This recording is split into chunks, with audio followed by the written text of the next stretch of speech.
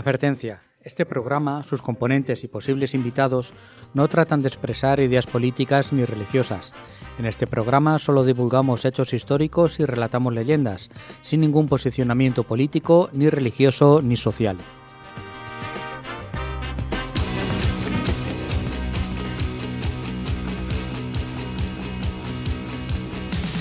Hace mucho tiempo que se acabó, pero es que hay cosas que nunca se olvidan, por mucho tiempo que pase.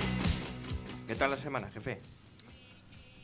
Pues muy jorobado, ¿eh? Esto de tener... No te ha dado la vida. No me ha dado la vida. He estado... Anoche mismo estuve hasta la 1 de la mañana ¿Haciendo qué? terminando el programa. Ah, sí. Claro. O sea que no, ni durante la semana, ni... Menos mal que grabamos de domingo en domingo, si no, Esto es una pena. una pena. Menos mal que... Y hoy es sábado. O sea ¡Qué estrés!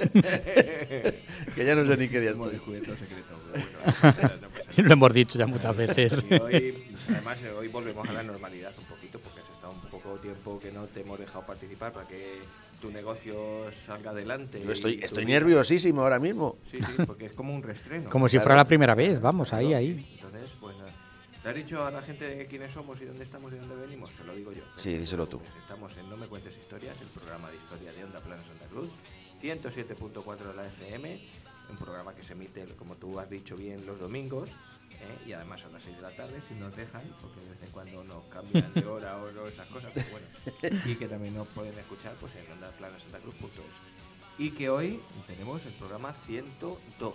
¿Verdad, Joaquín? Unos Pues sí, machotes. el 102, Que tiene título que se como- titula Con pluma y espada me embobo en el barranco del lobo. Toma ya, vamos, entonces, vamos a ir de un sitio a otro. vamos A a ti ir- se te ha dado bien la semana, ¿eh? a Con mí, estas rimas. El ripio ya sabes que es lo mío. Es una cosa... A mí me hizo gracia Amanda cuando dijo lo del título y se queda así Amanda y digo, pero bueno, pero ¿y esto? ¿Qué es eso de llamar un programa serio con una cosa así tan ridícula? Porque no es un programa serio, es lo que se cree la gente. Así que nada, bueno, pues eso significa que vamos a estar en el Barranco del Lobo porque dijiste algo de anuares. Sí, no es exactamente el barranco del lobo, que ese tiene otro programa porque fue unos años antes. Entonces, en mi parte será principio de la trilogía del desastre de Anual. Y luego eso de la capa y la... Bueno, espera, yo voy a contar leyendas de la Reconquista, que también estamos en trilogía. Entonces hoy os traigo una que se llama Las Tres Doncellas. Una sextología o... Que luego te pongo la... Que te Ha sido grabo y el te- café este que me ha dado que tiene una cosa muy mala aquí. Esto te lo grabo luego, te lo pongo, te lo monto con música y hacemos un programa especial de menucos y de nietos de Julio Iglesias y de esas cosas, ya lo sabes tú. Una trilogía que decía yo de leyendas de la Reconquista y hoy os voy a contar la leyenda de las 100 doncellas, entre otras, que está muy chula. Sí, esa muy Y lo de bonita. la capa y la espada, eso que yo siempre he oído de eso, eres más tonto de que cagar con capa. ¿Esto tiene algo que ver o no tiene nada que ver? Menos mal que estamos en un En un programa de en un estos programa serio, en un programa serio, sí. que No tiene nada que ver con... que lo no, de no cagar. tiene nada Ni que el ver con lo de tocino cagar con la ni nada de esto, velocidad, pero, nada. pero y en realidad tampoco voy a hablar mucho de espada, de pluma sí, Sí, de espada no, Ah, vale. pero sí de corazón. pero la pluma ¿Cuántas sin cosas? ningún doble sentido ni nada. Es la pluma de escribir. La pluma de escribir, Vale. la pluma de escribir. No, Y ahora os cuento un poco más. Me tienes despistado totalmente, no sé de qué va a No he hablar. podido poner un título en condiciones porque no Normal, no- normal. No me ha querido desvelar qué es lo de la pluma y el... Ahora lo entenderéis. Vale. Pues venga. Empezamos, no me cuentes historias. 82, el sol no se ponía en nuestro imperio. Me gusta mucho esa frase. ¿Te acuerdas cómo se llama tu sección? La perla negra. Ah. me cuenta hasta Lo ha que- pensado, ha habido unas décimas de segundo ahí de duda. Tú sabes que estoy todo el tiempo tirándole a ver si le pillo, a ver si le pillo, pero no, aquí has estado rápido. de Me repente. puedes pillar en cualquier momento, Magister. Tú y yo sabes que tenemos feeling. Tenemos pillo. Sí. Bueno, pues entonces vamos con la perla negra. Venga, vámonos. Vamos con la perla negra, que hoy se titula Con capa y... No. No, A pluma y espada. ha sido muy difícil. Pero que en realidad no sería pluma y espada, sería pluma y corazón. Ponle tu título, chico. A pluma y espada, venga, tú pon la pluma. y espada. Pluma y espada, la perla negra.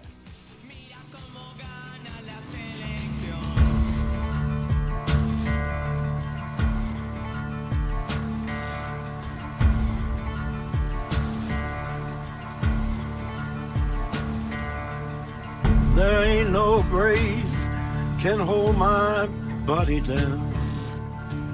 There ain't no grave.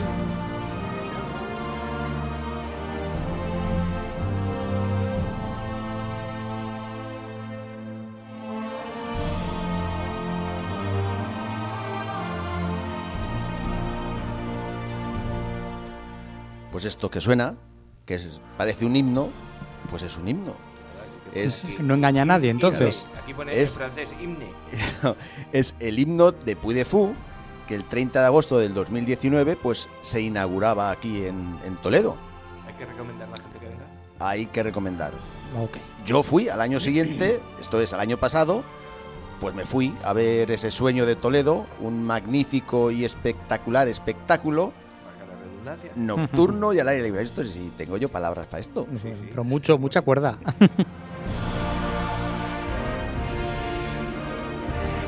Este año han mantenido el Sueño de Toledo y han abierto otros 4 espectáculos más. Y he vuelto a ir otra vez. Y uno de esos nuevos espectáculos se llama A Pluma y Espada, que yo lo vi el último, de los 4 nuevos, yo lo vi el último, antes de empezar a ver El Sueño de Toledo, que eso es por las noches. Ujú. Rienda pluma. Tengo que decir que cuando comenzó este A Pluma y Espada, pues no me gustó mucho.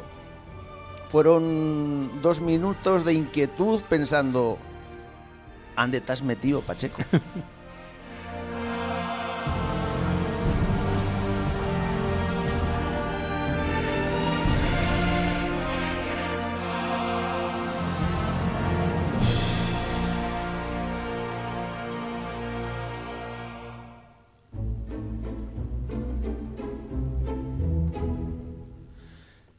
Pero tras estos 2 minutos, la frase del protagonista, debe de haber Lope para todas, captó mi atención.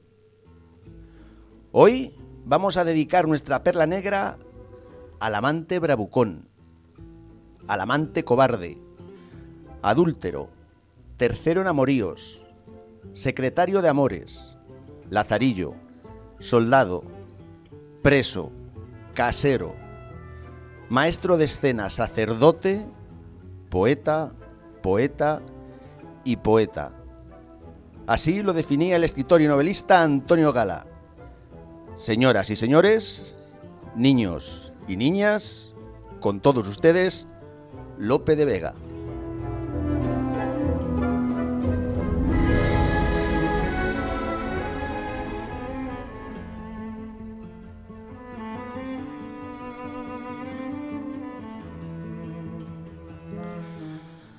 Lope nació en tiempos de Felipe II, el 25 de noviembre de 1562, en Madrid. Félix y Francisca se llamaban sus padres, humildes ellos. Su padre era bordador y su madre trabajaba en la casa cuidando a Lope y a sus 4 hermanos. En circunstancias normales, pues Lope de Vega no hubiera sido nada. En el siglo XVI, el hijo de un bordador, en esa sociedad estamental, pues no hubiera, era un plebeyo, pues no hubiera llegado a nada, porque llegar a algo era algo insólito, siendo plebeyo.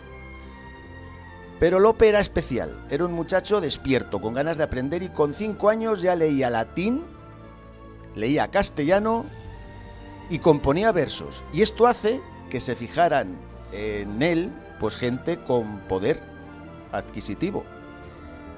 Y le patrocinan los estudios. Como ejemplo, tenemos de patrocinador al obispo Jerónimo Manrique, pariente del poeta Jorge Manrique, el de las coplas a la muerte de su padre.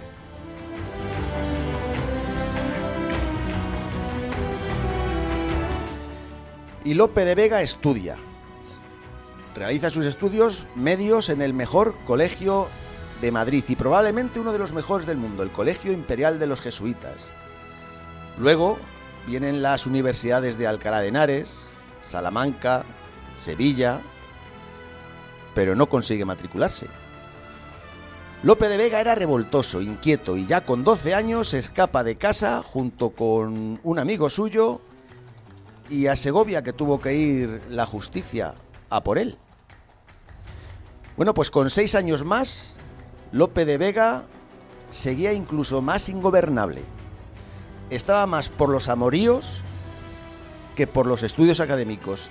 Y así, pues sus patrocinadores le cortan el grifo.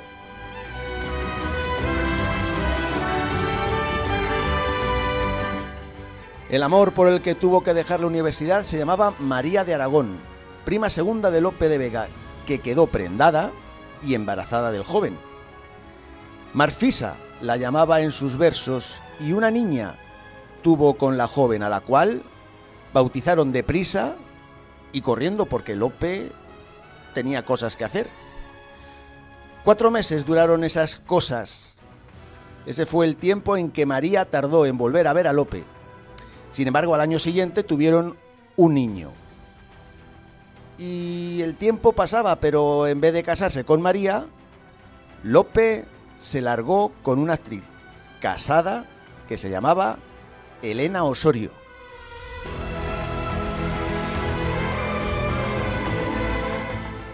Se enamoró de ella locamente tras llegar de la batalla de la Terceira en 1583. Porque para que lo sepáis, tras dejar los estudios y no llegarle la financiación, pues de algo tenía que vivir nuestra perla negra. Trabajaba de secretario, escribía algunas piezas u obras de circunstancias, o se alistaba en la marina. A Elena la llamaría Filis en sus versos.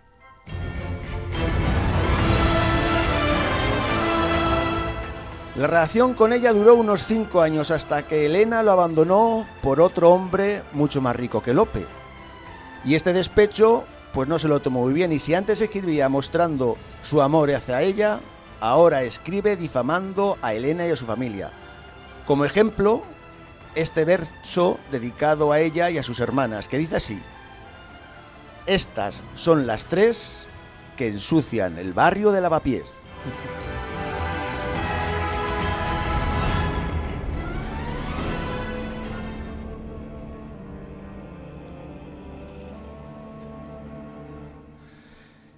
Y por escritos así, en enero-febrero de 1588 es denunciado, metido en la cárcel y desterrado de la corte 8 años, más 2 años de Castilla. Pero no creáis que Lope se deprimió por esto. Él ya se había enamorado de Isabel de Aldarete y Urbina. En sus versos la llamó Belisa. Con Isabel se casó el 10 de mayo de 1588. Tras raptarla, con el consentimiento de ella, eso sí. Pero la dejó en stand-by porque nuestro Lope se enrola en la Gran Armada. Esto sucedería el 29 de mayo, 20 días después de su matrimonio.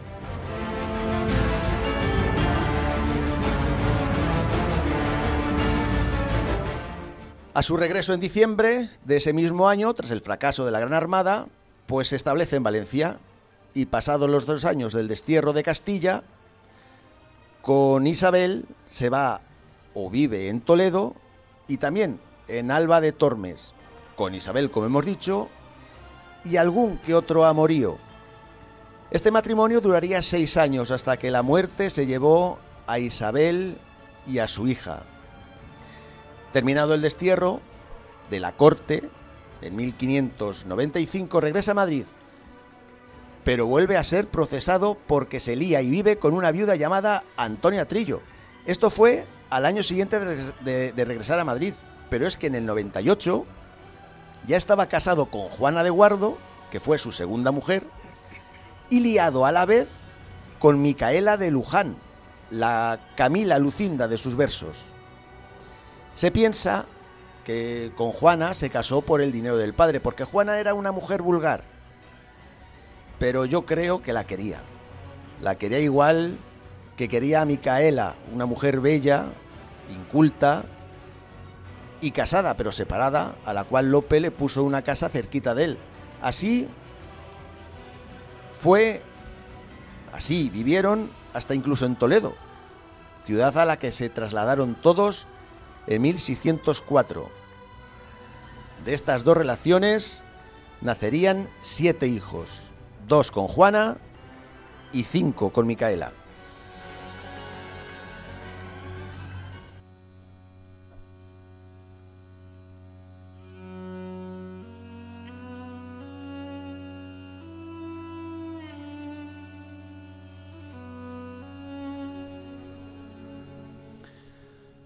Con Micaela rompería en 1608. Su hijo preferido Carlos Félix muere por fiebres en 1612 y Juana, su esposa y madre de Carlos Félix, muere al año siguiente al dar a luz a su hija Feliciana. Todo esto, sumado a más anécdotas, incluido un intento de asesinato, afectan emocionalmente a Lope, que piensa en ordenarse sacerdote. Pero Lope es Lope, y mientras el obispo de Toledo le aceptaba como presbítero y le obligaba a afeitarse el bigote, le faltó tiempo en meterse en la cama con Jerónima de Burgos, actriz, directora teatral y antigua amante. A esta la llamaba en sus versos la dama boba.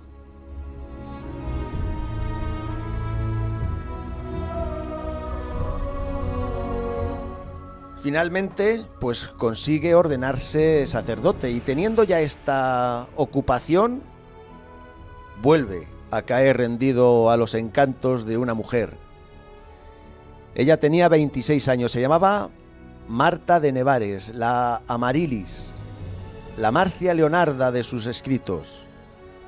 Era guapa, era culta y estaba casada, mal casada, pero lo estaba. La casaron cuando tenía 13 años en uno de esos matrimonios de conveniencia. Lope tenía 54 y era sacerdote, pero eso no fue impedimento para estar con su última amante. Marta fue la última, su último amor. Estuvieron 20 años juntos hasta que en 1632 Marta muriera loca y ciega. El fénix de los ingenios, el monstruo de la naturaleza, Lope de Vega, moriría 3 años después, en 1635, y sería sepultado en la iglesia de San Sebastián, en la madrileña calle de Atocha.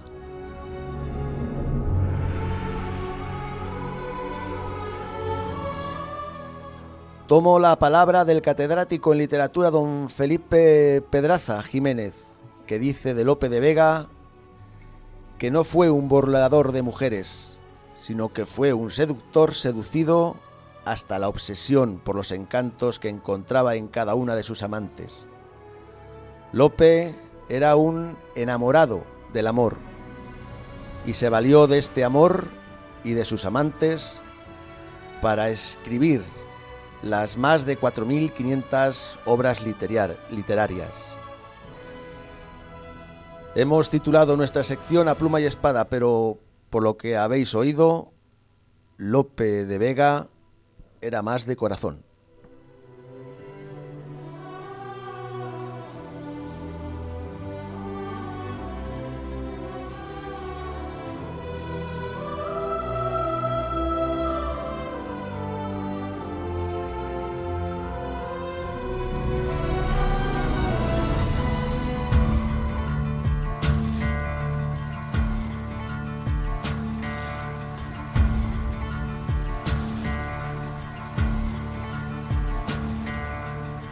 There ain't no grave can hold my...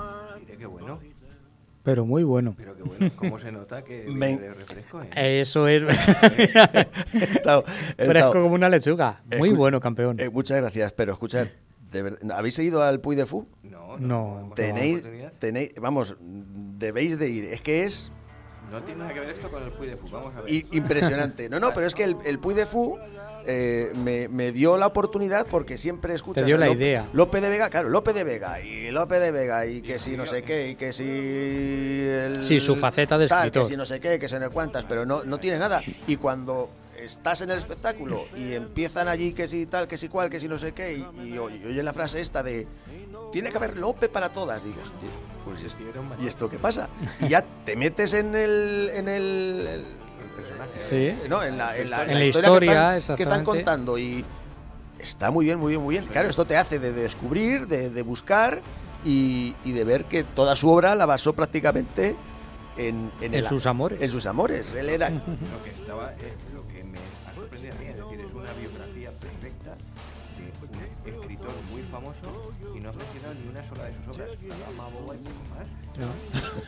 Sí, ¿no? Y es cierto, es que cuando tú lees una biografía de Vega, de Calderón, de Cervantes, y escribió los ejemplares de una manera y tal, nos ha hecho una biografía de Lope perfecta y bonita, además que te engancha y apenas nos ha hecho falta saber nada de sus obras y de su vida que no fuese la que tenemos.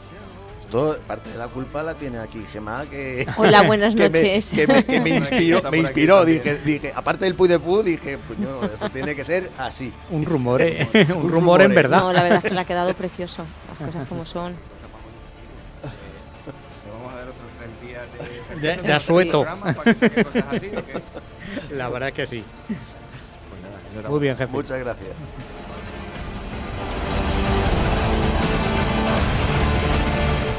Esta no la llevamos a No me cuentes biografías, que no sepas.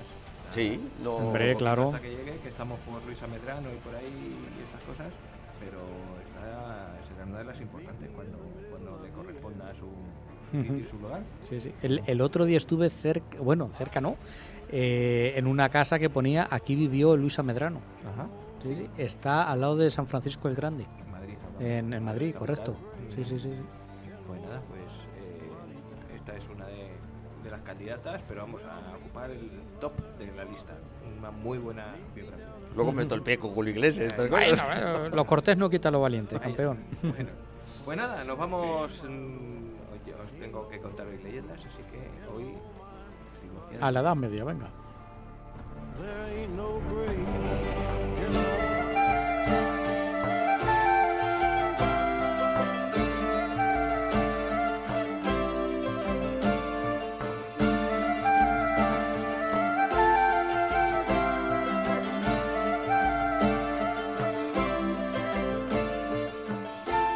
Os llevo hoy hasta otra vez el libro de José Antonio Quesada, que se llama Leyendas de la Reconquista, y donde recoge pues unas cuantas de estas leyendas, y además muy cortitas y muy bien hechas para relatar. Y la primera que os voy a contar hoy es la leyenda, una leyenda por otra parte que está basada en una serie de mentiras, entre comillas, porque habla de Santiago Apóstol, de la batalla de Clavijo, de que en sí el descubrimiento de la tumba del apóstol fue un invento forzado para inventarse un camino de Santiago, una ciudad alrededor del sepulcro, en fin, al fin y al cabo, un sitio de donde ganar dinero para emprender, pues es una reconquista, unas batallas ganadas a los musulmanes, que dio tanto juego que hoy en día hay gente que peregrina hasta esos sitios. Incluso la propia vida de Santiago en España está fundada en una aparición de la Virgen, una aparición mariana en Zaragoza, la Virgen del Pilar, que realmente ocurrió en teoría con la Virgen en vida todavía. O sea que es un montaje tan bien hecho, entre comillas, que da pie a todo esto que hoy tenemos en día.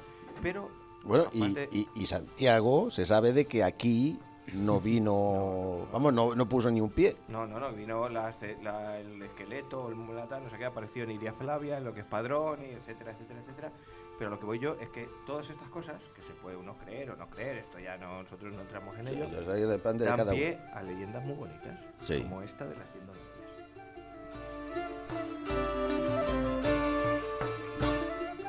Y dice así: el rey Ramiro I, hijo de Bermudo el diácono, duerme en su lecho. Pero su lecho no es tranquilo. Le agita la pesadilla amarga del fracaso. Lo más granado de sus caballeros han dejado la vida en la batalla de Albelda. Su ejército, diezmado, a duras penas ha podido refugiarse tras los muros del castillo, enclavado en el cerro de Clavijo. Herido y agotado duerme el rey, que ha llegado hasta los confines de sus tierras para poner fin a una infamia: la obligación de entregar anualmente 100 doncellas cristianas al califa cordobés a cambio de la paz. Pero el ejército enemigo, superior en número, ha infligido a sus huestes la derrota más grande, sin ningún paliativo. El rey se lamenta en sueños y se remueve inquieto ante la tenue luz de una vela. Los ejércitos de Abderramán esperan impaciente en los campos que circundan al monte Laturce. En el momento piensan, para hacer retroceder la cruz hasta las montañas del norte. si es posible, hasta la misma ermita de Covadonga. Los cristianos tendrán que seguir entregando sus doncellas si no quieren convertirse en sus esclavos. La visión de los sarracenos hollando las tierras de la cristiandad angustia al rey Ramiro. Un sudor frío perla su rostro demacrado. Ni como caballero ni como cristiano puede tolerar la deshonra que supone el sacrificio de aquellas jóvenes inocentes. Prefiere morir en la batalla que cargar en su conciencia con un baldón semejante. Una luz blanca ilumina la habitación. Ramiro I, el rey leonés, no distingue ya entre el sueño y la vigilia. Una figura majestuosa aparece a los pies de su lecho y le habla con una voz profunda. Sabed, buen rey Ramiro, que Jesucristo dividió entre todos mis hermanos las provincias de la tierra, y a mí me concedió España. Manteneos firme y sed fuertes, que yo, Santiago Apóstol, vengo en vuestro socorro, y tened por cierto que mañana venceréis con la ayuda de Dios a todos esos moros que os tienen cercado, aunque morirán muchos de los vuestros, a quienes les espera la gloria del paraíso. Tened por cierto que mañana me veréis montando un caballo blanco, con una señera blanca en una mano y en la otra una gran espada reluciente. Al amanecer, confesad y recibid el cuerpo de Cristo. Lanzaos después contra los moros al grito de «Dios ayuda a Santiago», sabed que todos caerán bajo vuestra espada. Las tropas cristianas contemplan asombradas a su rey. Sus ojos despiden un brillo sobrenatural. Montado en su corcel, anima a sus hombres a recoger armas y bagajes y a prestarse a la batalla. Su voz metálica resuena por todos los rincones del castillo. «Hijos míos, recibís confianza, que en nuestra ayuda y favor vendrá Dios esta mañana. Fundad en él vuestras esperanzas y no temáis. Venceremos. Vuestro rey va a cargar contra el infiel. Seguidme y tendréis la victoria y la gloria. Por Dios nuestro Señor». Dicho esto, el rey Ramiro, pica espuelas y espada en mano, se lanza al galope contra la vanguardia de las hordas sarracenas. Su ejército lo sigue como un solo hombre, con un estrépito metálico aterrador. Los musulmanes contemplan la carga cristiana con perplejidad. ¿Cómo contemplarían unas reses conducidas al sacrificio? Cuando los ejércitos están a menos de 100 metros, las armas preparadas para el sangriento choque, un viento extraño barre el campo de batalla. Una figura de rostro adulto y sereno cabalga junto al rey cristiano. Monta un corcel blanco y blande una espada refulgente que hace las primeras líneas de defensa que de las tropas califales estaban allí esperando caigan una tras otra. Por esa brecha, los cristianos entran a degüello al grito de «Dios ayuda a Santiago». Siguen con determinación y sin piedad al estandarte blanco que ondea en mitad de la carnicería y avanzan por encima de los cuerpos inertes de los moros que caen por docenas. Nadie consigue abatir al caballero del corcel blanco. Las flechas y los venablos lanzadas contra él pierden fuerza cuando se acercan y caen a sus pies. El pánico se generaliza entre los mahometanos. El sol comienza a declinar. Las huestes del rey de León están exhaustas y han perdido muchos hombres, pero los musulmanes están aterrorizados y huyen desordenadamente, tratando de salvar sus vidas. En la refriega han perdido miles de hombres. La victoria de los cristianos es ya irreversible. Ramiro I sangra, pero no siente dolor. Se desprende de su yelmo y se arrodilla entre las montañas de muertos que asolan el campo de batalla. El resto de sus tropas lo imitan. Dan gracias a Dios por la presencia y protección de Santiago Apóstol, el vencedor de la batalla de Clavijo.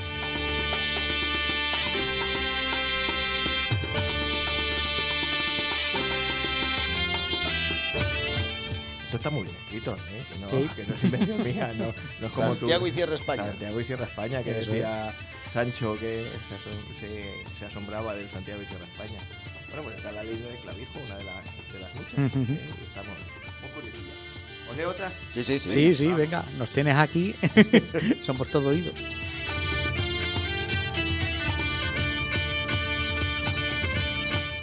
Vamos ahora con Berenguer Ramón II, el fratricida. Si hay vidas que parecen ofrendas al fracaso y a la esterilidad, un ejemplo es la del conde Berenguer Ramón. No hubo negocio que emprendiera aquel desdichado que no terminara en desazón o amargura, porque ni fortuna ni gloria le acompañaron en su azarosa existencia. Y la posteridad, juez implacable, lo asoció para siempre con el primer asesino en la historia de la humanidad. En nuestro hombre, hijo del conde de Barcelona, Berenguer Ramón I, y como primogénito, le hubiera estado destinado el gobierno de la Casa Condal, si no hubiera sido porque Dios decidió colmarlo con la alegría de un hermano el mismo día de su nacimiento, un gemelo a quien el atribulado padre llamó Ramón Berenguer. Ya tenemos aquí a Berenguer Ramón y a Ramón Berenguer, los dos hermanos gemelos. No parece que la juventud de los hermanos transcurriese por la senda del enfrentamiento. Ambos aprendieron a la par las enseñanzas pertinentes para el futuro gobierno del vasto condado y, salvo el dispar éxito en el amor, nada parecía diferenciar a un hermano del otro. Ramón Berenguer enseguida disfrutó de las mieles del matrimonio y fue bendecido con un vástago, mientras que nuestro protagonista, enredado en una madeja de candidatas, no supo elegir a tiempo. Y para cuando lo hizo, la agraciada ya se había comprometido con otro nombre, dejando sumido a Berenguer Ramón en un desconcierto y en frustración. Bueno, tío, llegó tarde el hombre. Desolado, optó por implicarse más en los asuntos de Estado bajo la dirección de su anciano padre, quien ya barruntaba una decisión sucesoria que devendría fatal para sus hijos. Para sorpresa de propios extraños, el viejo conde dictó testamento en su lecho de muerte en el que otorgaba sus títulos y posesiones y, por tanto, el mando del gobierno a sus dos hijos de forma conjunta. Berenguer Ramón, aun considerando que su primogenitura, ya fuera por unos pocos minutillos de edad, le concedía el derecho a la herencia del condado en exclusiva, aceptó las últimas voluntades paternas con resignación aparente, pero su carácter taciturno se agrió peligrosamente. Los hermanos acordaron dividirse el condado en contra de la decisión paterna, y si bien al comienzo el asunto pareció funcionar, no tardaron en surgir las primeras disensiones, mejor dicho, es decir, que no estaban de acuerdo, por el diferente criterio que ambos tenían prácticamente en todo. Ramón Berenguer era reflexivo y conciliador, mientras que su hermano mayor, irascible y ciclotímico. Gobernaba según el estado de ánimo, unas veces para mayor, otras para mal. Esto ocasionó serios problemas con los vecinos, sobre todo de las taifas moras que había alrededor, y con otros vecinos. Solo el talante diplomático del menor de los hermanos impidió que la cosa llegara a mayores. Pero para Berenguer Ramón, los éxitos de su hermano suponían una humillación intolerante y permanente. Un día fue atacado Ramón Berenguer por sus propios hombres de su guardia mientras recorría tierras de Gerona. Nada se pudo hacer por su vida. El magnicidio conmocionó a los a los habitantes del condado, y muy pronto la sombra de la sospecha se cernió sobre su hermano Berenguer Ramón. Este se apresuró a respetar el estatus social de la viuda y acogió a su sobrino bajo la tutela como prueba de su inocencia en aquel turbio asunto. Pero no faltó quien creyera, ya fuera entre prelados, caballeros y pueblo llano, que aquellas atenciones no eran sino fruto de la mala conciencia. La infame sombra de Caín se proyectaba sobre el conde de Barcelona, quien comenzaba su gobierno con aquella terrible mancha. Tal vez creyó Berenguer Ramón que la mejor forma de aplacar las habladurías y las maledicencias era trasladar el foco de atención a otros asuntos de mayor enjundia, y no tuvo el conde mejor ocurrencia que enredarse en una campaña militar contra los moros, creyendo que la guerra le reportaría fama, tesoros y nuevas tierras, y que sus vasallos se olvidarían del dichoso asunto fraternal. Sucedió todo lo contrario. En un intento de someter Valencia, el Cid, no podía toparse con peor enemigo, protector de la taifa, salió a su encuentro y lo derrotó. Pero Berenguer Ramón no aprendió la lección y al poco arremetió contra el rey moro de Lérida, que, para desgracia del barcelonés, compartía con el levantino protección en la figura de aquel terrible castellano. Esta vez el Cid no solo lo derrotó, sino que lo hizo prisionero y exigió un cuantioso rescate por su libertad. Cuando el conde regresó a Barcelona, después de su breve pero humillante cautiverio, se encontró con el descontento de los nobles más influyentes. Abiertamente empezaron a referirse a él como fratricida. Berenguer Ramón, eso sí, con nulo prestigio entre toda su gente, la gente de sus dominios, y cada vez más acorralado, decidió someterse a un juicio de Dios para terminar de una vez con todas con aquel suplicio. El duelo sería en terreno neutral, en el Reino de León. Si su caballero vencía, podría regresar a su condado y gobernarlo en su totalidad sin oposición. Pero su caballero mordió el polvo. No quedaban más salidas. Aquello era el fin. Amargado y al borde de la desesperación, Berenguer Ramón II, el que fuera conde de Barcelona, desaparece por la escotilla de la historia. Unos cronistas dicen que se unió a las huestes de Raimundo IV de Tolosa, camino de las Cruzadas, y que murió en el asalto de los muros de Jerusalén. Otros sostienen que su muerte tuvo lugar junto a unos peregrinos también en Tierra Santa. En sus antiguos dominios de Barcelona quedaba como conde su sobrino, el hijo de su hermano asesinado, que gobernaría aquellas posesiones con el nombre de Ramón Berenguer III.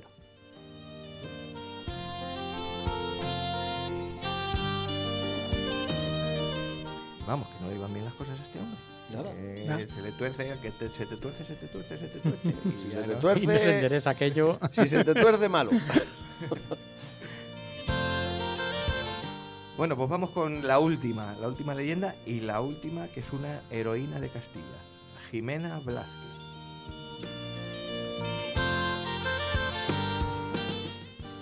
Cronistas y juglares han alabado siempre la belleza serena y la abnegación discreta que ha distinguido secularmente a la mujer castellana. Nobles y adustas matronas han sabido, sin embargo, cuando la historia les ha puesto en el brete, responder a los desafíos más difíciles con dignidad, valentía, entereza, propios de los hijos de Castilla. Una de aquellas mujeres virtuosas fue Jimena Blázquez.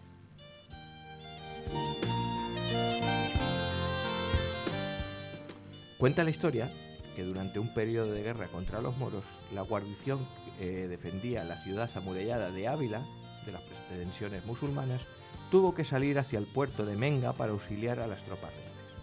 La ciudad se vació de hombres en edad de combatir y se quedaron solo las mujeres, los niños, los ancianos, los tullidos. Hasta el último hombre apto para empuñar un arma al servicio de su rey partió contra la mesnada. Antes se nombró gobernadora a Jimena Blázquez, esposa del alcalde, para que gestionara los asuntos comunes hasta el resto de las autoridades. Pero los preparativos y la salida de las tropas no pasaron desapercibidos para los espías de la Media Luna, quienes informaron presto a los jefes militares musulmanes de que la ciudad había quedado desguarnecida. Ávila podía ser tomada sin resistencia, no había nadie allí que pudiese hacer frente a un ejército musulmán. Enseguida, el ejército maometano, ávido de saqueo, marchó sobre la indefensa plaza. En la ciudad, cuando Jimena Blázquez supo del ejército que se avecinaba, se echó a la calle y arengó a sus vecinas. «Hemos parido y hemos amamantado leones.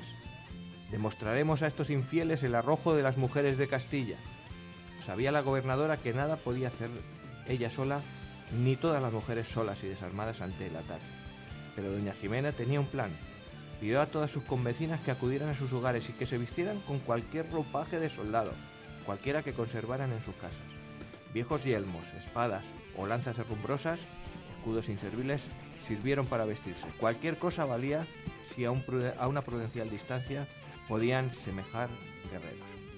Al poco rato, una riada de amazonas de todas las edades corría por las calles empedradas ataviadas con los más peregrinos retales militares. Pero ¿quién podría asegurar en la distancia que no eran fieros guerreros dispuestos a vender cara a su piel? Aquel pintoresco ejército tomó las almenas y agitó las banderas y estandartes. Los musulmanes, acampados en la llanura cercana, observaron con estupor el estrépito producido por los golpes de las lanzas contra los escudos y los gestos provocadores de aquellos imprevistos defensores para que asaltaran la muralla. La propia Jimena, desde la puerta de San Vicente, daba ejemplo agitando su venablo con fiereza en el aire. El ejército de los seguidores de Alá levantó el campamento y volvió grupas sin ni siquiera intentar el asalto. Cuando al poco regresaron los hombres de la guerra y les fue contada la hazaña, no pudieron por menos que asombrarse y admirar la inteligencia y bravura de sus madres, de sus esposas y de sus hijas. Desde aquel día, como reconocimiento del singular episodio, les fue permitido a las mujeres participar en los asuntos públicos en el ayuntamiento de la ciudad de Ávila de los Caballeros.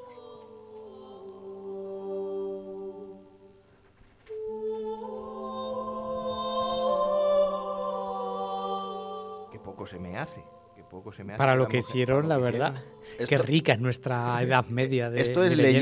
leyendas. Esto es leyenda. Es que creo que hay una historia real de unas señoras, unas mujeres, pero creo que son en Palencia.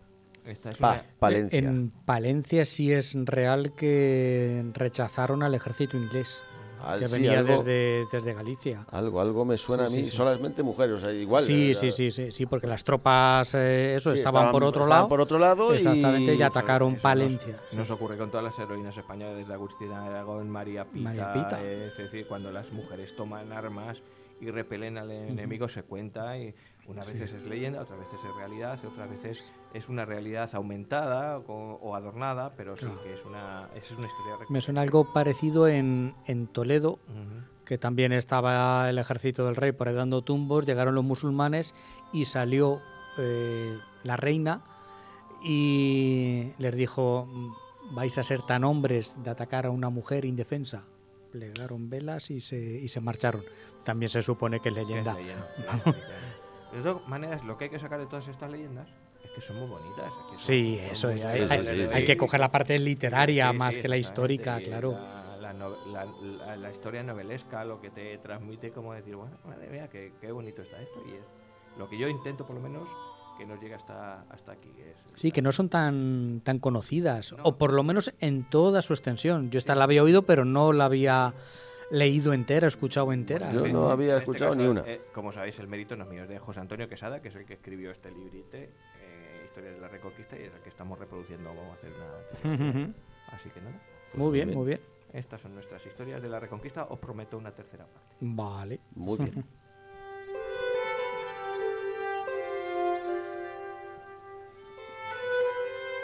Ahora que tengo musiquilla esta tranquila, si quieres, damos redes sociales y demás. Pues sí, ya aprovechamos la que Vamos. dices, la musiquilla de. Yo mientras de voy a fondo. comerme una galletilla. Venga, ¿de qué tienes hoy? ¿Saben a naranja estas o a fresa? A fresa. Y si tienes ahí Chocolate, tú- si tienes ahí el mismo paquete.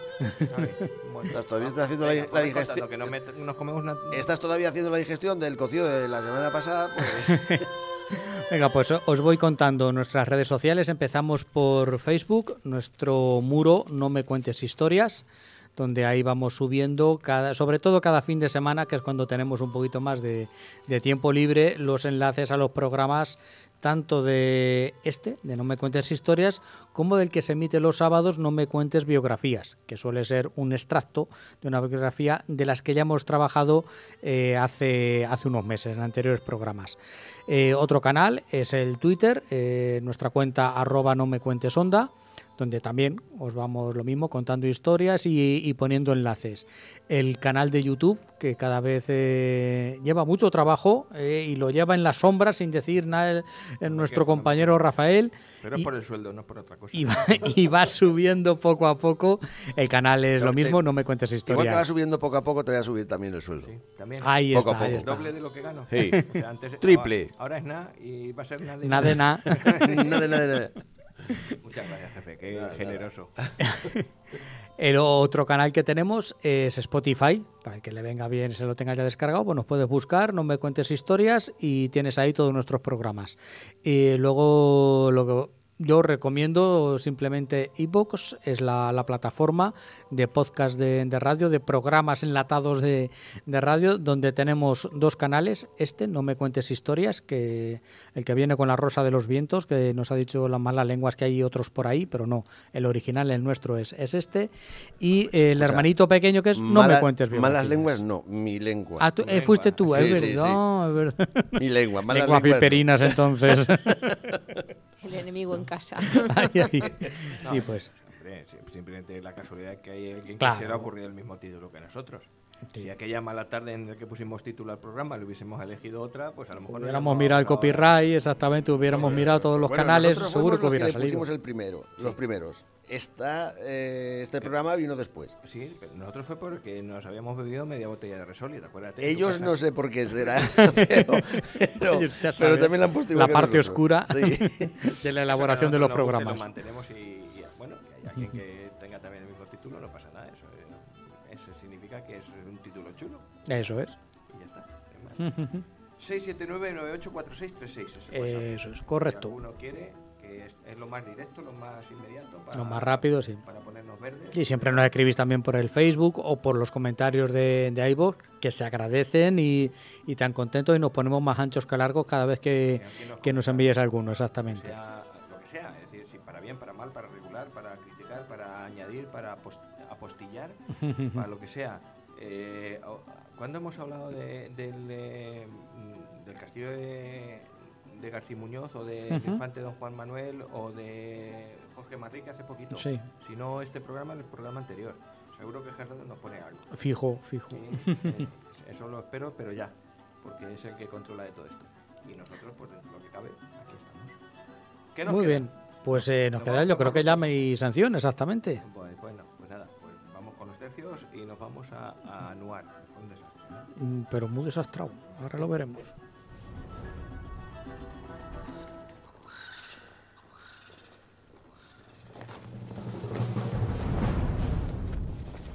Poniendo picas a caballos, enfrentando arcabuces a piqueros, con el alma unida por el mismo clero, que la sangre corra protegiendo el reino hasta de Borgoña.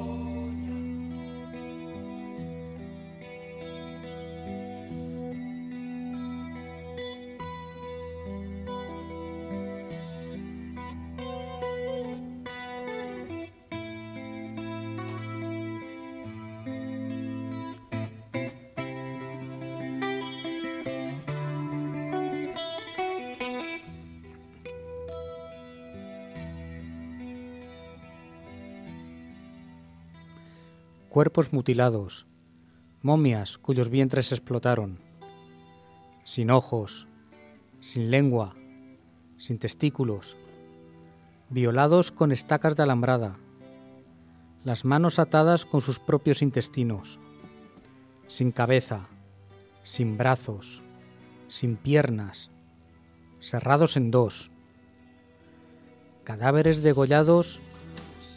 En la pared de una casa un español crucificado. Españoles quemados vivos, con sus carnes laceradas, despellejados, flagelados, con sus uñas arrancadas. Pero por Dios, ¿cómo se llegó a todo esto? Never opened myself this way. Life is ours, we live it our way. Esta es la parte final. Estas son las consecuencias de este desastre de Anual. ¿Qué es o dónde está Anual? Anual está donde Cristo perdió el mechero. En Marruecos, os lo estoy enseñando aquí a mis compañeros, luego lo podréis ver en YouTube cuando lo subamos. Aquí es donde está, entre Ceuta y Melilla. Todo el norte de Marruecos es lo que se llamó el protectorado español. El Rif.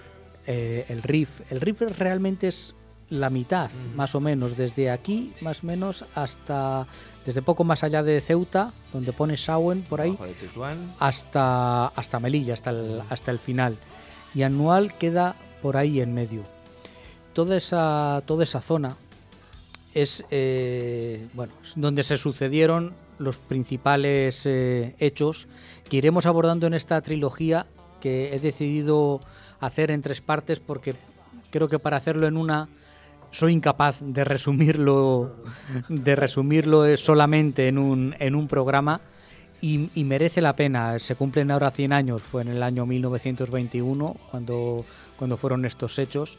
Lo voy a dividir en 3 partes, propiamente lo que es de dónde viene, qué nos llevó a estar en este territorio, hasta la evacuación de Anual. El segundo programa lo haremos de lo que es la retirada de Anual hasta un punto que se llama Monte Arruit, y el tercero será específicamente Monte Arruit. Lo iremos viendo así poco a poco.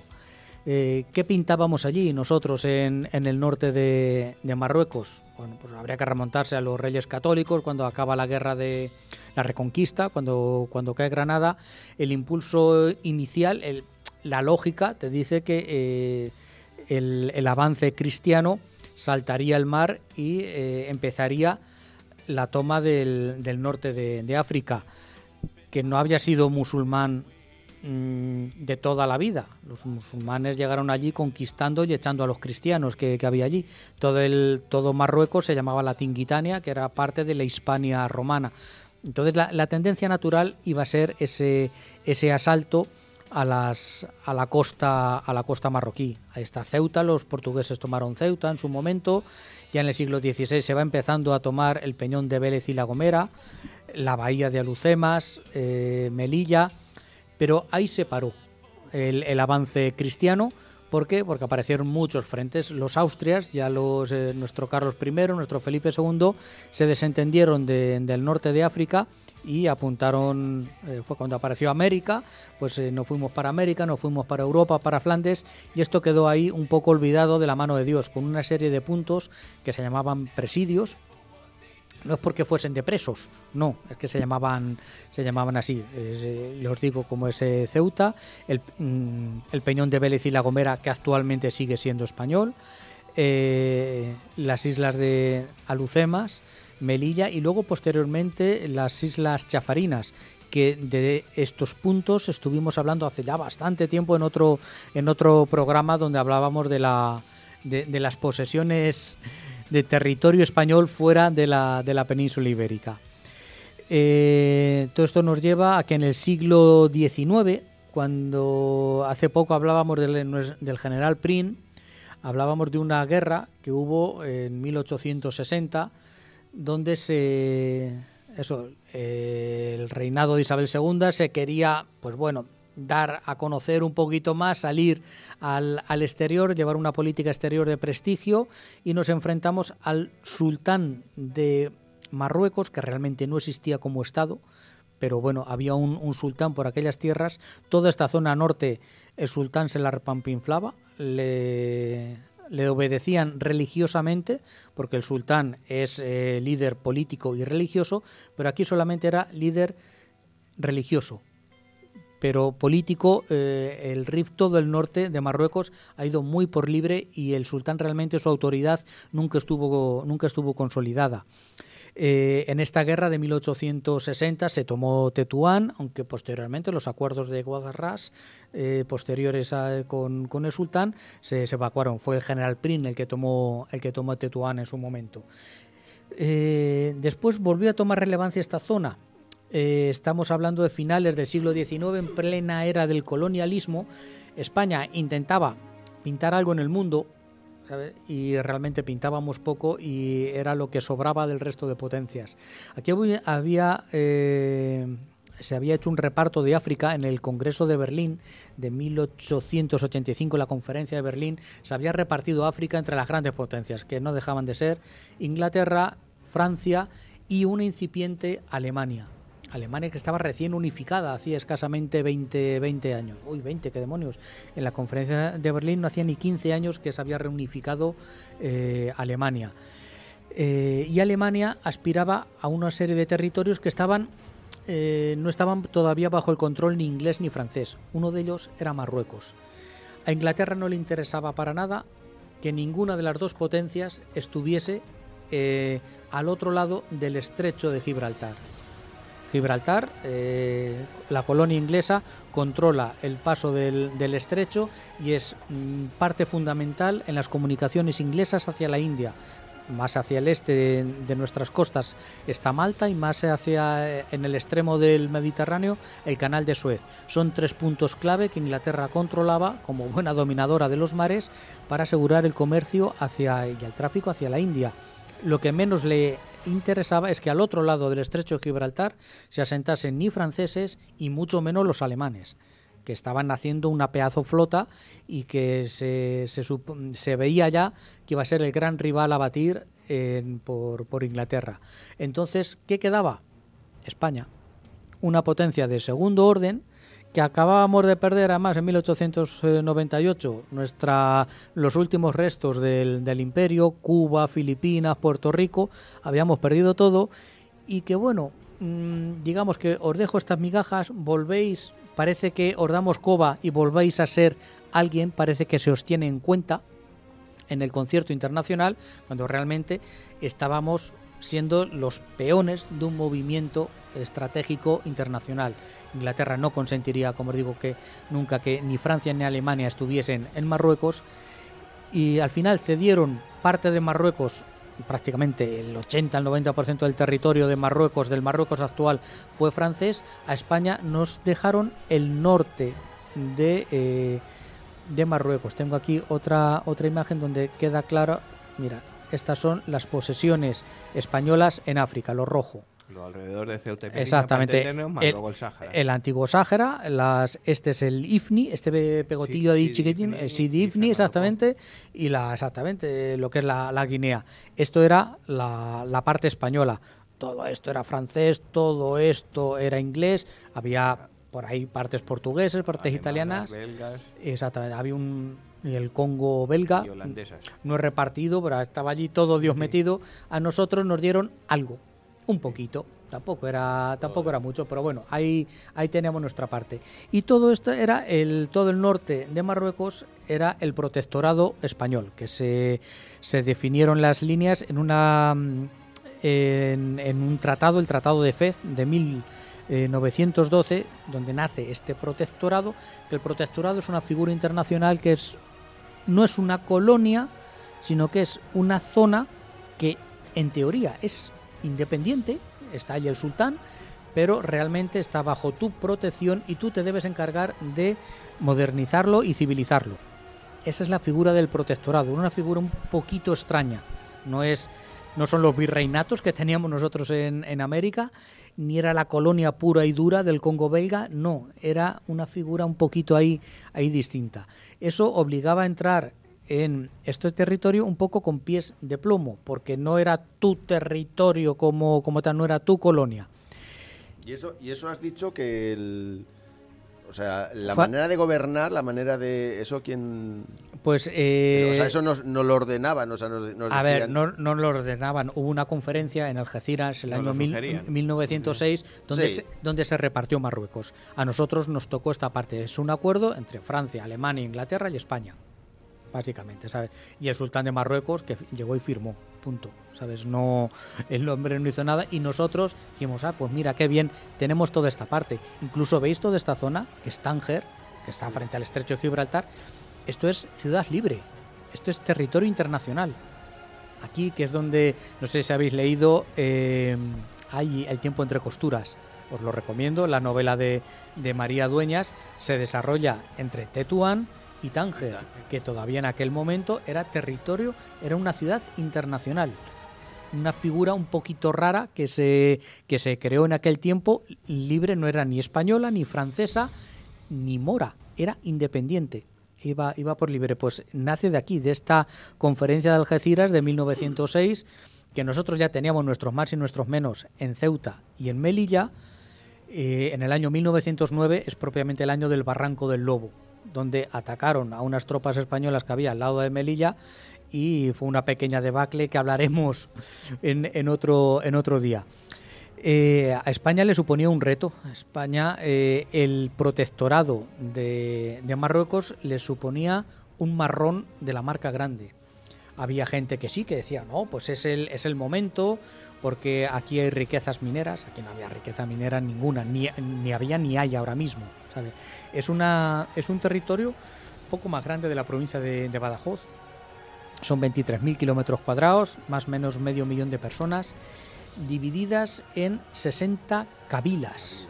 Eso iba a decir, Exactamente. realmente quien gobierna ahí son las Son las kabilas, exactamente. Por eso te digo que el poder político del sultán es teórico totalmente, porque la kabila, digamos que es una tribu, una pequeña comarca, pero eso, más que comarca, es una tribu dirigida por un líder. Y cada valle, que todo esto son montañas, del principio al final, son todo montañas que se atraviesan, no hay unas líneas de comunicación claras, es muy difícil ir de Ceuta a Melilla, es prácticamente imposible, hasta que en la modernidad se han hecho carreteras, pero entonces había sendas, pasabas de un valle a otro, pero malísimas comunicaciones, eran pueblos muy aislados, muy atrasados, no te voy a decir que vivieran en la Edad Media, pero casi, ¿sabes? Ya te digo, sin control ninguno, muy celosos de su independencia, muy pobres, terriblemente pobres, ¿sabes? Unas condiciones de vida muy duras que sobre todo se acentuaban del centro hacia el oriente. La parte occidental, esta zona se le llamaba el Yebala, y es la parte central y oriental lo que se llama realmente el Rif. Esta parte occidental todavía es la más fácil de controlar, porque todo esto sí son más llanuras, es Alcazalquivir, Larache, el mismo Tetuán ya hay que meterse en montaña, pero de aquí en adelante no es que sean unas montañas como los Andes, el Himalaya, ni mucho menos, pero son montañas pequeñas, pero muy, muy complicadas por una orografía que es una auténtica locura. Y así se presenta España, a partir de 1912, de este Tratado de Fez, y dice, bueno, pues vamos a ver cómo controlamos esto. Se divide el territorio, pues venga, vamos a poner un comandante aquí en Ceuta y otro aquí en Melilla. Y vamos a ver cómo organizamos esto, pues desde un sitio, desde otro, vamos a ir avanzando las tropas, que converjan. Más o menos había tomado como idea de, oye, pues tú avanzas por un lado, el otro ejército que avance por el otro, y aquí, hacia el Peñón de Alucemas, tenemos que ir, que converger, porque ya os digo, esta es la zona más difícil, se supone que el avance iba a ser mucho más lento por aquí, y por aquí era más fácil. La parte occidental siempre iba a ser un avance más sencillo.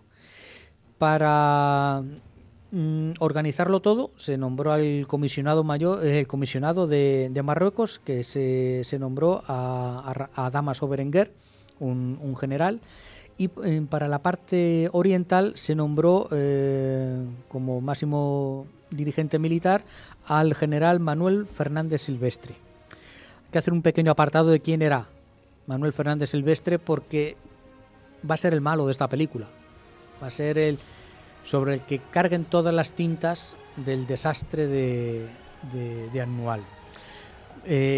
Tanto Damaso Berenguer como Manuel Fernández Silvestre eran cubanos, eran españoles nacidos en Cuba. Fernández Silvestre nació en el Caney, 1870 y tanto, si no recuerdo mal. Era hijo de un militar español y de una cubana, y se crió allí en Cuba. Pues quería ser militar como su padre, estuvo estudiando en Toledo, en la Academia de Toledo, y salió como capitán teniente, si no recuerdo mal, de caballería. Él estuvo en la parte de caballería, que tiene su importancia, como luego os contaré, el hecho de que fuera de caballería. Pidió voluntario irse a Cuba, a la guerra de Cuba, porque era su tierra. Él siempre quiso muchísimo tanto a España como a Cuba, porque lo consideraba una sola cosa. Él no se consideraba un extranjero en España, él era un español del otro lado del océano, cubano, igual que nosotros somos castellanos y otros gallegos, pues él era cubano, lo mismo. Estuvo luchando en Cuba, donde ascendió por méritos de guerra. Lo primero que se puede decir de él es que era valiente hasta decir basta. 30 y tantas heridas, creo que 32 acciones de guerra con 18 heridas. En la misma acción fue herido 4 veces, 4 veces le derribaron del caballo, 4 veces se volvió a montar en el caballo herido y cargó contra los mambises, que era el ejército de los rebeldes cubanos. Era un tío con mucho valor, con mucho coraje. Era una guerra donde las tácticas, pues bueno, nuestro ejército no era, ¿cómo diría yo?, de un gran poderío táctico, sino que allí lo que primaba era el valor, el sablazo y el fusil. Y a base de narices se tomaban o se perdían las acciones. De frente. De frente, sí, básicamente. Y eso era su forma de luchar, lo que él aprendió. Cuando ya le tuvieron que retirar de Cuba, como ¿os acordáis de nuestro Nobel de Medicina, que ahora mismo no me sale el nombre, Ramón y Cajal, que también le retiraron con paludismo? Pues él igual, vino el hombre hecho polvo. Y bueno, ya aquí en España ya se perdió Cuba y le destinaron a África. Estuvo en bastantes puestos donde iba ascendiendo. Tuvo una carrera bastante, no voy a decir meteórica, pero muy, muy rápido ascendía, porque en África se ascendía por méritos de guerra, que era más fácil de ascender que si te quedas en tu oficina en la Academia General de Toledo, donde vas ascendiendo por antigüedad. Entonces, en África estuvo destinado en Melilla, en Ceuta, en Larache, estuvo en distintos puestos donde iba cogiendo experiencia, donde tuvo la visión de aprender árabe. Él aprendió árabe de forma autodidacta porque decía que tenía que saber, que conocer el territorio, que un militar tiene que saber a qué se enfrenta, no puede vivir aislado, que nos pasó gran parte del problema venía por ahí, por no conocer el territorio. Y él se molestó en aprender árabe de forma autodidacta y luego se examinó y le dieron el título de traductor de árabe, porque sabía y conocía perfectamente la cultura árabe.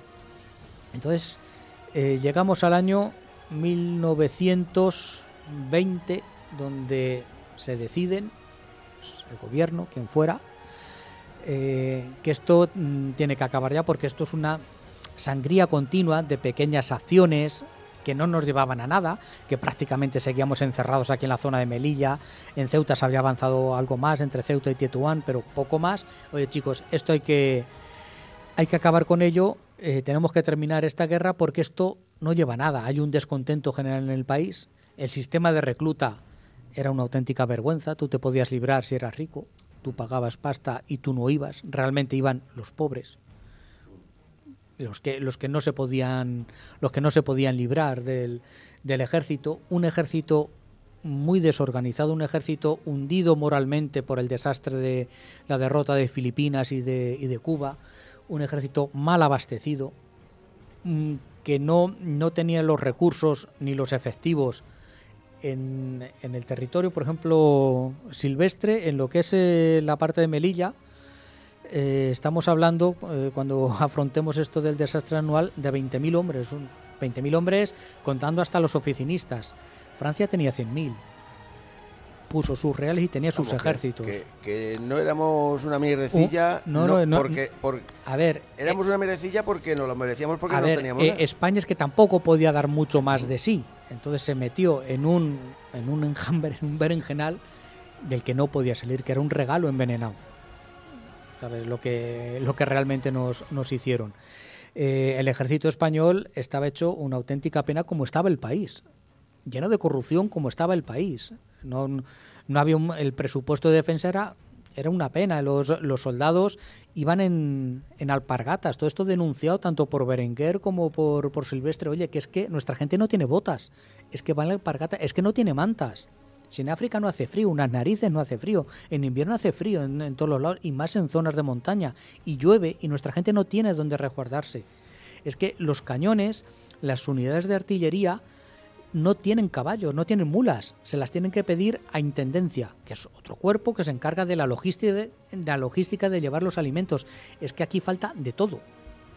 Había mucha picaresca, había muchísima corrupción, ¿sabes? De gente, de mandos militares que se quedaban con la pasta, o de civiles que por el camino se quedaban con la pasta, y había muy pocos recursos. A todo esto, reciben las órdenes de que hay que avanzar. Y el que le ha puesto ahí a Silvestre como mando de Melilla, lo haría aposta. A lo mejor no vieron si era el perfil adecuado para este puesto, porque no combate igual, no hace la guerra igual, no tiene la misma mentalidad la infantería que la caballería. A Silvestre siempre se le ha acusado de que hizo un avance tan rápido, muy rápido, sin mirar a los lados y sin protegerse por detrás y los flancos, sobre todo. Es importante en cualquier avance militar. Por detrás hay que protegerse siempre, sí o sí.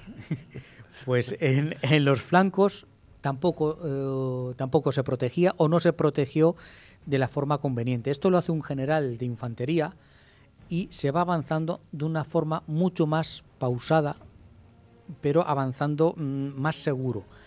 Alguien de caballería, la caballería, ¿qué hace? Romper los frentes y salir avanzando corriendo como un poseso, como hacen los tanques. Los tanques no están para combatir en tomar una ciudad, no, están para romper las líneas y envolver, y lo que inventaron luego los alemanes al principio de la Segunda Guerra Mundial, la guerra relámpago, romper las líneas, envolver, hacer prisioneros y avanzar y avanzar y avanzar. Y eso es lo mismo que hace la caballería. La caballería no está preparada para defender. Un general de caballería le va a costar siempre mucho más organizar un planteamiento defensivo porque no sabe, porque la caballería no está preparada para la defensa, está preparada, pensada, ideada para el ataque. La zona donde va a empezar todo el jaleo es más o menos la mitad, el frente de Anual es donde estábamos aquí, más o menos a medio camino, entre Ceuta y Melilla, más hacia Melilla, a unos 100 kilómetros de Melilla.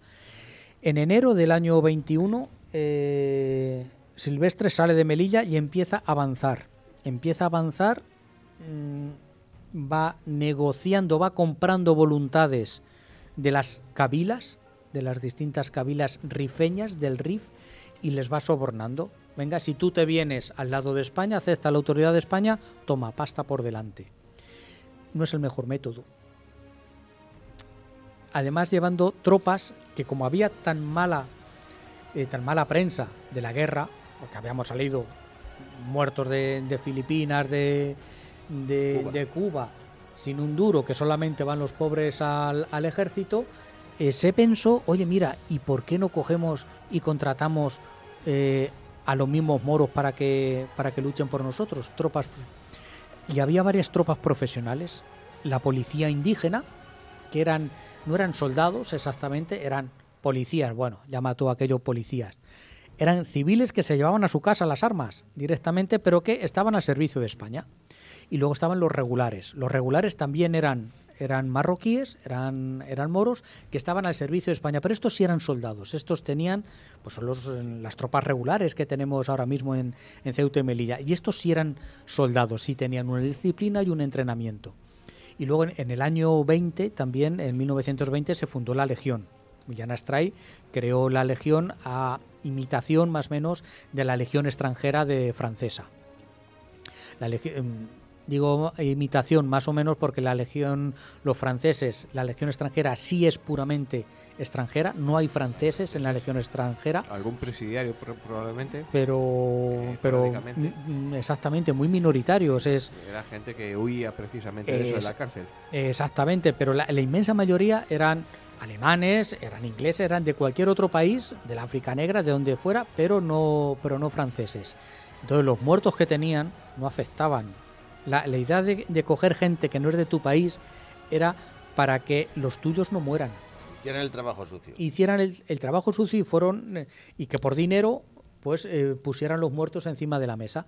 Pues la Legión nació con algo parecido, pero realmente era con voluntarios españoles. El componente extranjero dentro de la Legión Española siempre ha sido mucho más pequeño. Al final España combatía aquí. Si te apuntas a la Legión extranjera francesa, cualquier aventurero, que siempre los hay, pues en Indochina, en África, en América, en todo lo ancho y largo del Imperio francés de aquel momento. Entonces, pero se creó la Legión en la parte occidental, en la zona de Ceuta, Tetuán, Larache, allí es donde estuvo entrenando al principio la Legión. Aquí Silvestre salió con tropas, con policía indígena y con regulares, y con algunas unidades españolas. Algunas unidades de soldados españoles, de ejército español, mal adiestradas, mal formadas. Los moros, por ejemplo, los llamaban borregos a los soldados españoles, porque iban todos junticos en un camino polvoriento levantando polvo. ¿Eso cómo se llama? Pues un borrego. Un rebaño de ovejas, exactamente. Los mismos militares españoles, había gente que no, dentro del ejército, que no quería para nada esta guerra. El que luego fue dictador, Miguel Primo de Rivera, estaba totalmente en contra de nuestra presencia aquí. Que demonios, que lo que digan los ingleses, que nosotros ahí no pintamos nada, vámonos de aquí, que aquello es un avispero auténtico, vámonos. Y la verdad es que luego, gracias a él, fue el que derrotó y calmó la guerra y acabó con la guerra de Marruecos, exactamente. Pero mientras, pues bueno, allí vamos avanzando, sobornando cabilas, estas pequeñas tribus, y vamos avanzando de valle en valle haciendo un sistema de defensas que llamaban blocaos.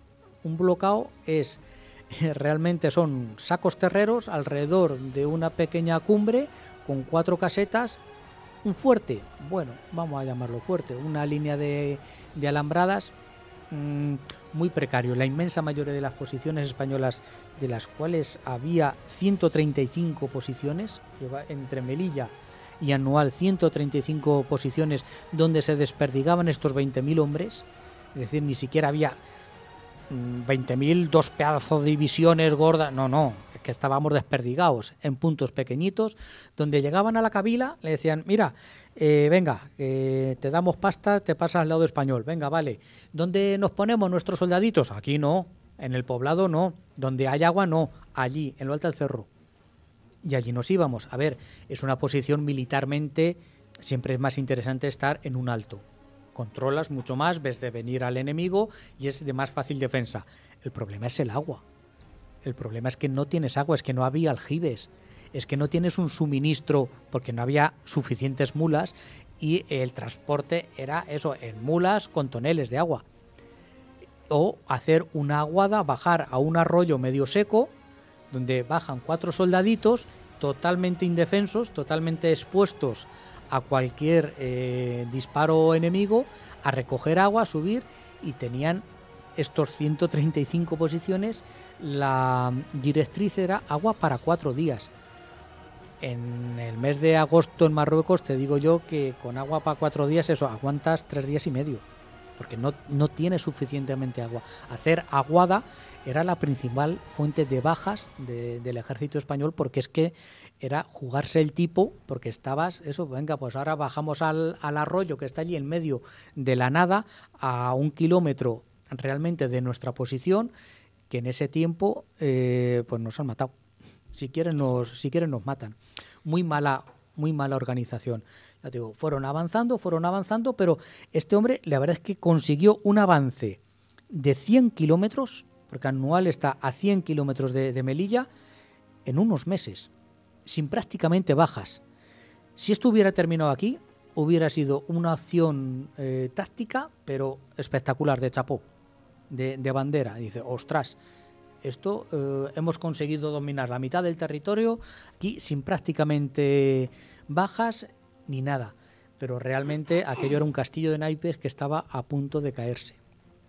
A punto de caerse porque las kabilas se estaban organizando en jarcas. La jarca es una unidad sin organización militar como estamos nosotros. Es que estamos pensando en una mentalidad occidental. Allí estamos en nos tenemos que transportar que el enemigo no era un estado. El que está haciendo la guerra y vuelve a su casa a dormir. Vuelve a su casa a dormir, y además como si estuviera en la Edad Media. Sí, claro. En la jarca son unos cuantos voluntarios. Fue lo que pasó en la Guerra Civil también, en la zona republicana. No, pero vamos, estos están años luz. Las jarcas árabes es que es gente que se coge a caballo el fusil del bisabuelo y se pone a pegar tiros porque están acostumbrados Claro. a ellos, entre ellos, guerrillas. a hacer esa guerra de guerrillas, exactamente. Es un poco, parecido a lo que hicimos nosotros a los franceses, una guerra de guerrillas. Vietnamitas a Estados Unidos, los coreanos. Exactamente. Allí fue en esta zona, no sé si os suena el término paquero. Durante la Guerra Civil, al francotirador, al concepto de francotirador se llamaba paco. Paquear era subirse a una azotea y pegar tiros, sin que te descubrieran. El paco, ese nombre, viene de la Guerra del Rif, donde los rifles de los árabes, al disparar en aquellos valles, hacía un ruido como pacum, pacum, y de ahí los españoles los llamaron pacos. Es que hay pacos en esta zona, no es que se llamen franciscos, aquello, no, es que hay francotiradores, por así decir, traduciéndolo al idioma actual, es que hay francotiradores.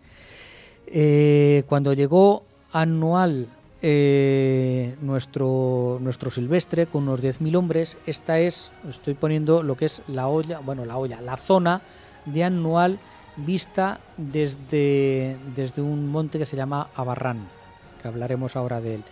Es una zona, Anual es esto, una zona dominada por alturas superiores de montañas, donde el camino a Melilla es una senda que va por ahí tienen que venir los suministros, por aquí se evacúan a los heridos, Por una sendita. por una senda que la que llevamos Gemma y yo cuando nos vamos de senderismo por ahí en medio de la montaña. Y todo con la idea de llegar a esta bahía de Alucemas, que era donde se tenían que juntar con las otras tropas que venían de Ceuta. Aquello no pintaba nada de bien, los de Ceuta iban a su ritmo y este hombre se había extendido 100 kilómetros en una línea que no dejaba de ser una pista, con posiciones, bloqueos españoles a los lados, donde tiene las tropas repartidas, mal alimentadas, mal abastecidas de agua, en posiciones de difícil defensa. Estiras el chicle hasta que el chicle se acaba rompiendo. Y se rompió en julio del año 21, de 1921. Hay un río que se llama el río Amecrán, que viene mejor en el otro. Es este río, este es el río Mecrán, esto es anual. Digamos que por aquí esta línea roja es la senda que comunicaría. Los españoles se adentraron, llegaron a la costa, cruzaron el río, hicieron un fuerte, se llamaba Sidi Idris, que este fuerte estaba apoyado por la Armada. Al fin y al cabo, pues la Armada les podía dar cobertura. Y dijeron, venga, pues vamos a cruzar este río Amecrán y nos cruzamos hasta este monte que se llama el monte Abarrán para que sirva de defensa anual. Esto ya era territorio de una jarca que se llamaban los Beni Urriagel, que son los de Aber el Krim. Aber el Krim, que hablaremos más el próximo capítulo por no extender más es el líder realmente de los rifeños.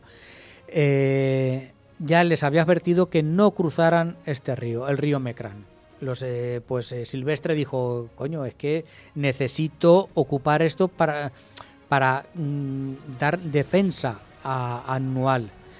Enviaron una expedición con policía indígena y oficiales españoles. Los policías indígenas, los recuerdo, son civiles marroquíes armados por los españoles, que a sueldo de los españoles, para poder, que vayan ellos a las poblaciones y van marroquíes que trabajan para nosotros, así no llevamos españolitos que no nos los maten, y el otro al que llega pues es más fácil de convencer para que se pase al bando español.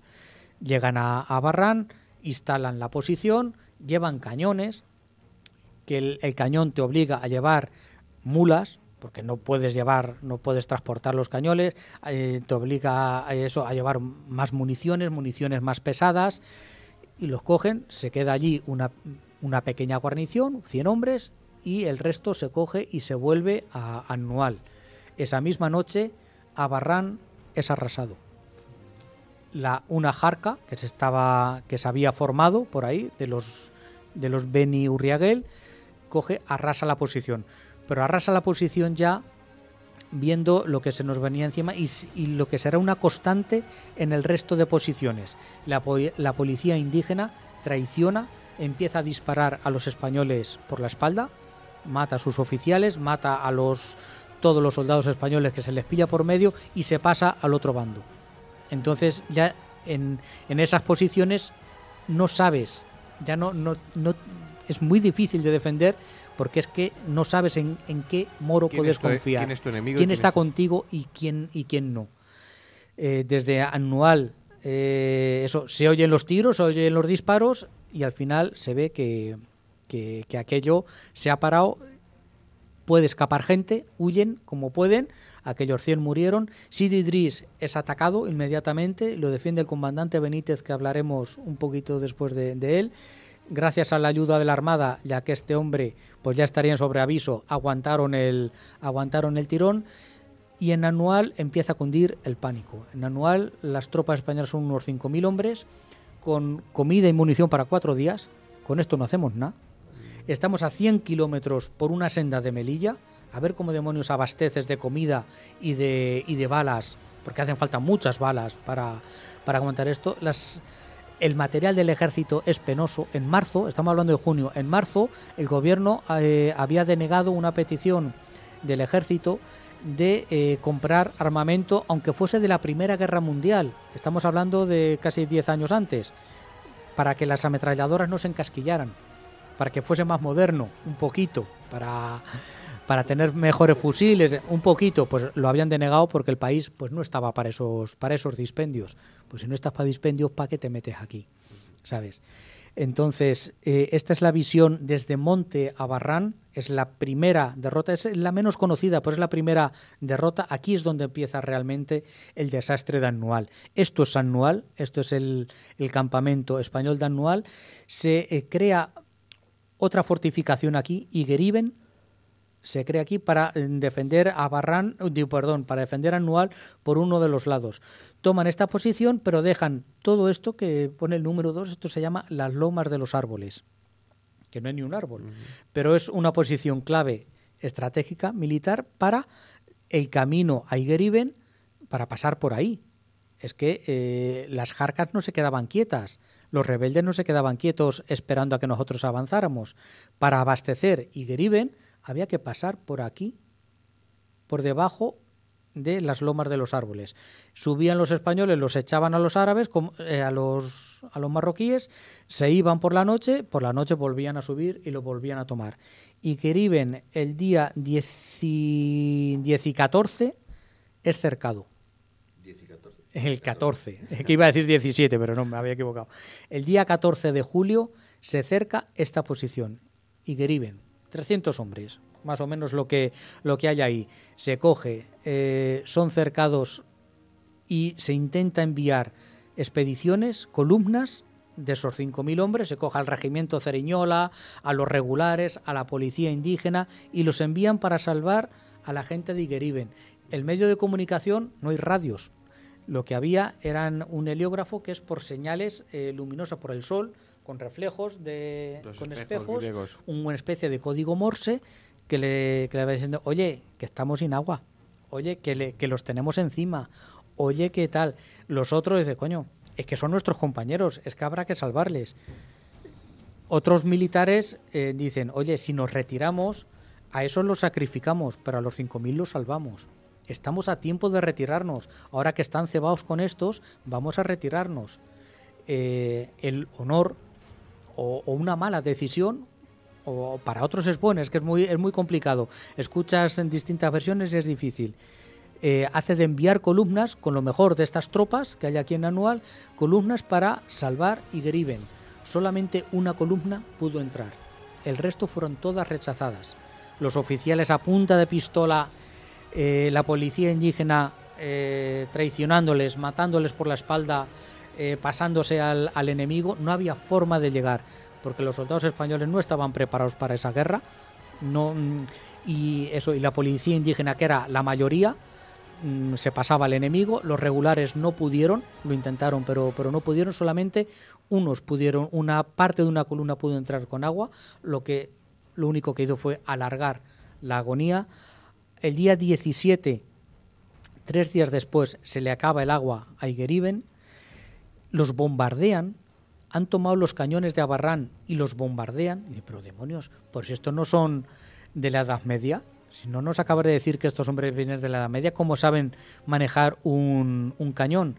Desertores de la Legión extranjera francesa, pagados por Abercrin, son los que manejan los cañones que disparan sobre los españoles en Igueriben y que luego lo harán sobre Annual.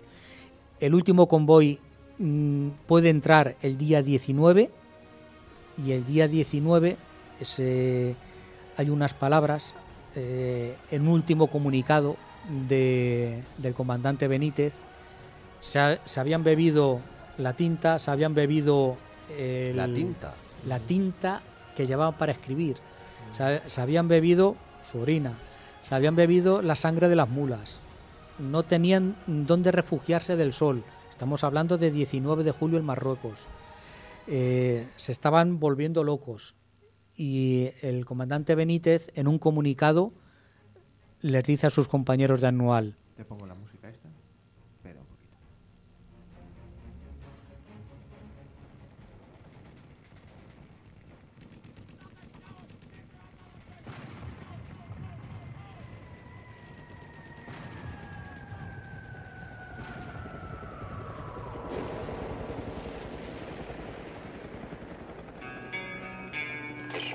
has suffered massive and irreparable damage. You never know what has happened to him. Had I not been sure of this, I would not have permitted him to live. Aún quedan 12 cargas de cañón, que empezaremos a disparar para rechazar el asalto. Contadlas, y al 12º disparo, fuego sobre nosotros, pues moros y españoles estaremos envueltos en la posición. Los de Igueriben mueren, pero no se rinden. Any man would give his only begotten son.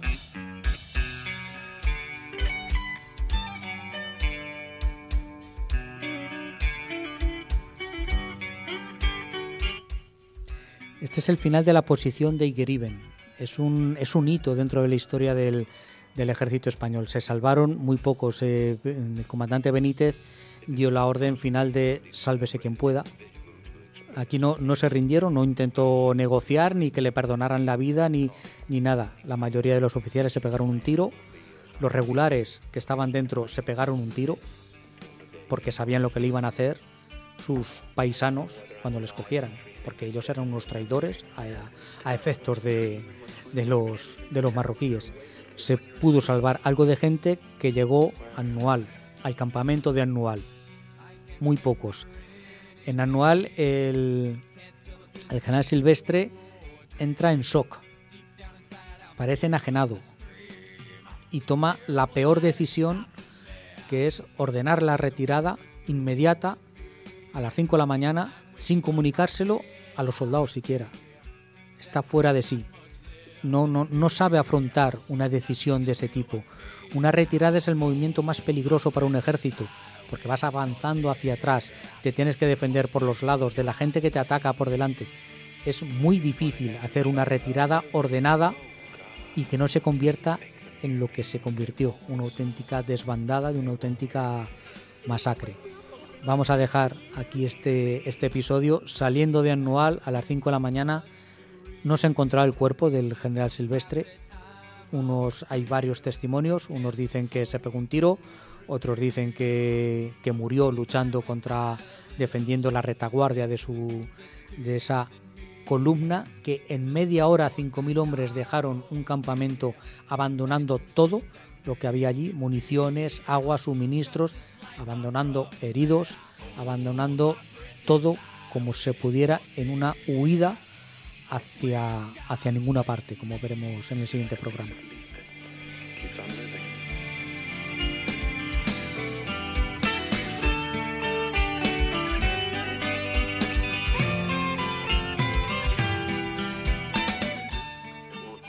Que te ponen los pelos de punta, tanto el inicio como el final del relato.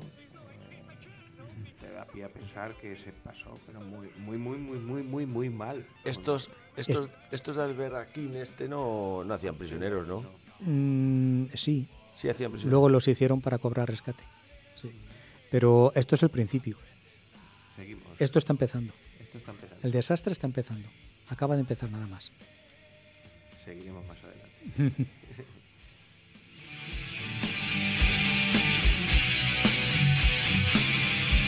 Bueno, venga, vamos a terminar con un poquito más. Sí, un poquito el ánimo, un poquito más mejor. Tengo que poner una canción con historia. Os traigo hoy a presuntos implicados, un grupo español mítico que hicieron una versión de una leyenda, de un mito griego, de Ícaro, aquel que construyó las salas de cera para huir del laberinto y al que, bueno, a pesar de lo que le decía su padre, dijo, no, yo me voy para arriba y claro, las salas se le derritieron y cayó. Ícaro de presuntos implicados.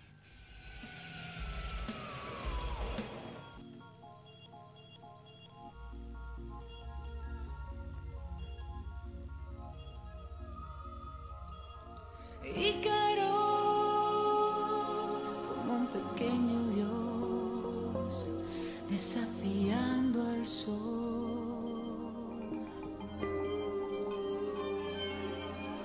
Y ahora yo, que soy un joven gorrión y quiero el nido abandonar. Y aunque a veces me asuste volar lejos del cobijo de un hogar, sé que habrá un viento cálido dejarme llevar. Ícaro, como un pequeño dios, desafiando todo un sol.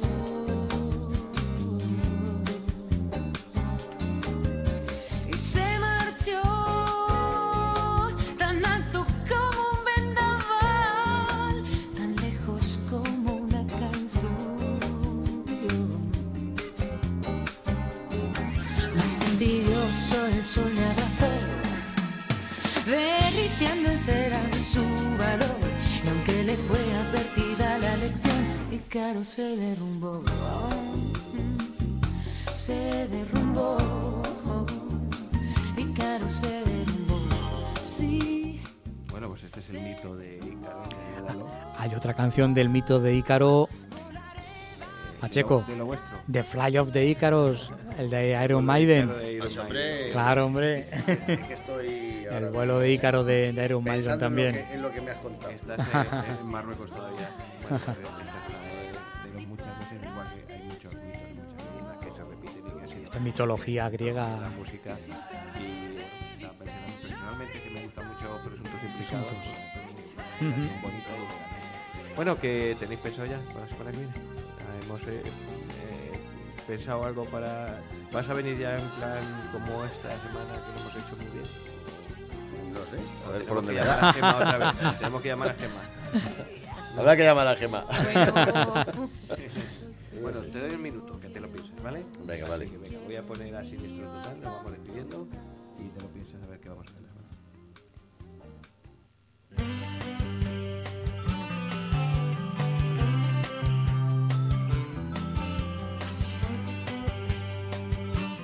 Porque te voy a advertir una cosa.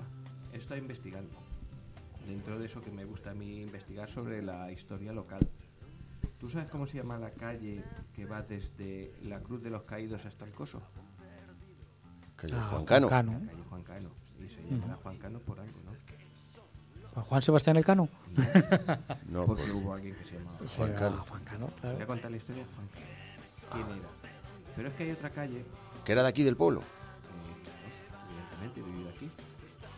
Tenemos otra calle, la Avenida de Portugal, ¿sabes dónde está? No. Sí, las escuelas viejas, las escuelas sí, de la sí, calle sí. José Sierra. Sí, ¿Sabes cuál es la calle José Sierra? sí. Pues la paralela, que está la escuela por detrás, se llama Michoacán.